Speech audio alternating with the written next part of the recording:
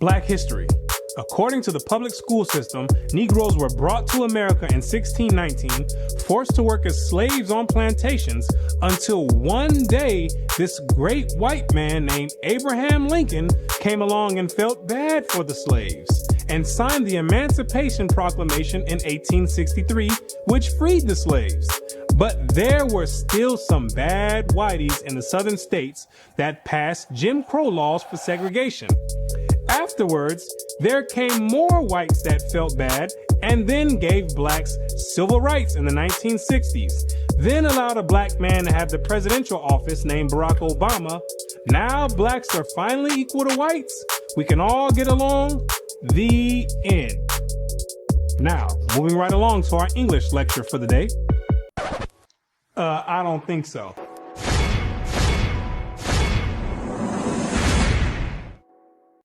Black history. What do you know about Black history? Let me ask you a question. Prior to the transatlantic slave trade in the 1600s, what was your nationality? What did you call yourself? Some may say African. Well, Africa is a continent, and in that continent, there's over 47 different countries in there. Which one do you come from? What language did you speak prior to the 1600s? Was it English? There's over 1,500 dialects being spoken in the land of Africa. Pick one. What clothing did you wear? Was it high heels and stilettos? Skinny jeans and Vans? What food did you eat? Hamburgers and hot dogs? French fries and SpaghettiOs? What religion did you partake in? Who was your God? Was it Christianity and Cesare Borgia? Most of you have no idea about the answer to these questions. You have no recollection of any history prior to the transatlantic slave trade. Now, is that a coincidence or by random chance? I don't think so.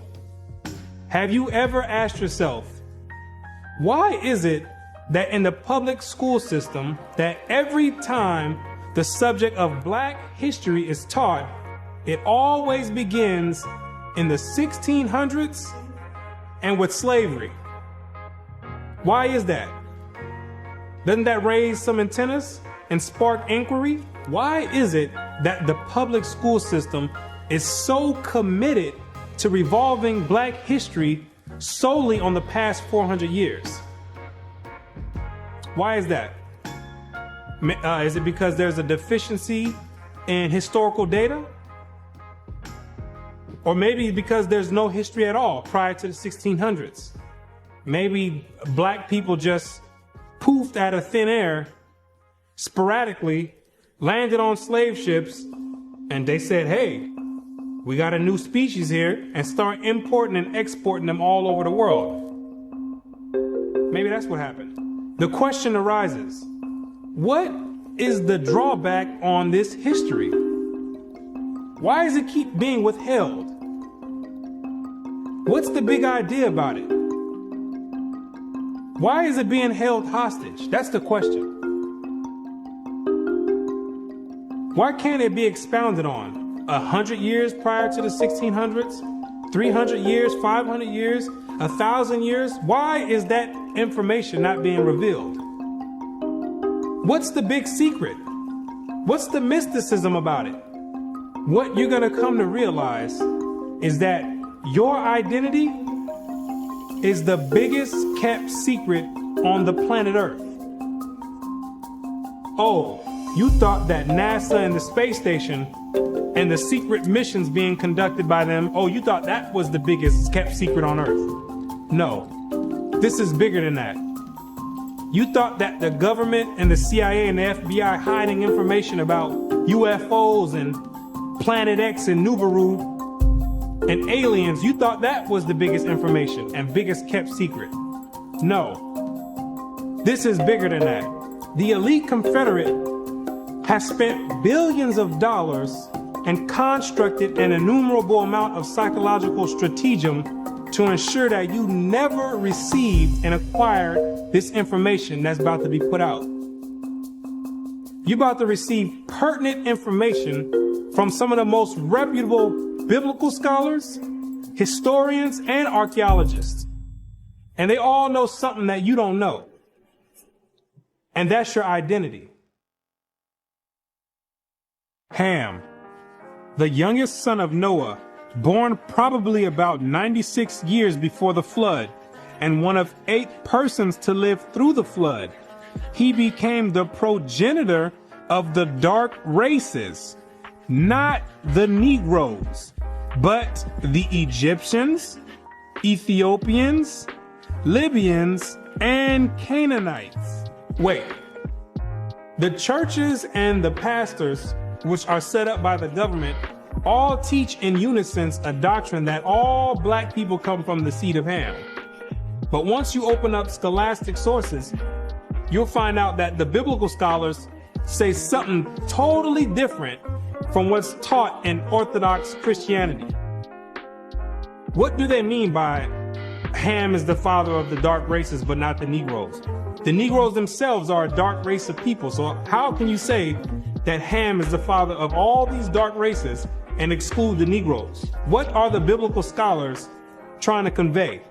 What the biblical scholars are saying is that you're not African.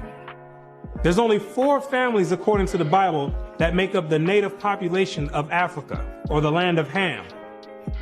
And the biblical scholars know that you don't descend from any one of those 4 families.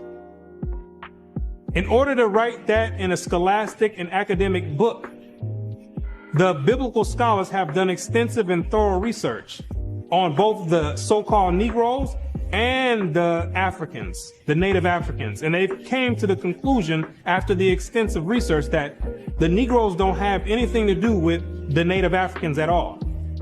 They're 2 totally separate people. In the 1840s, Morton collaborated with George R. Glyden, an Egyptologist, who provided him with mummy heads and information about the racial significance of Egyptian tomb inscriptions. In Crania Aegyptiaca, published in 1844, Morton pointed out that both cranial and archaeological evidence showed that the Egyptians were not Negroes. In 1840, Dr. Morton was trying to find out the racial origin of the so-called Negroes that were in America in slavery. So he got together with the Egyptologists, which supplied him with the mummy heads, and what he did was conduct an extensive research on the cranial remains of the heads in Egypt, in contrast to the cranial remains of the heads in America. And what he found out is that the Negroes that were in slavery were not Africans. He found out that the skulls were 2 totally different types of skulls. The Negro's head was longer than the Egyptian head. The physical characteristics from the outside look similar, with the thick lips and the broad nose. But once you start delving into the real characteristics, he found out that there were 2 totally different people, as abolitionists and colonizationists had maintained, and that in fact, blacks had been relegated to the same servile position in ancient Egypt as in modern America. But what Dr. Morton did discover is that the Negroes that were serving slavery in America served the same position and servitude in ancient Egypt when they matched other skulls and other cranial remains in Egypt. They said these are exact matches. So what are the scholars saying?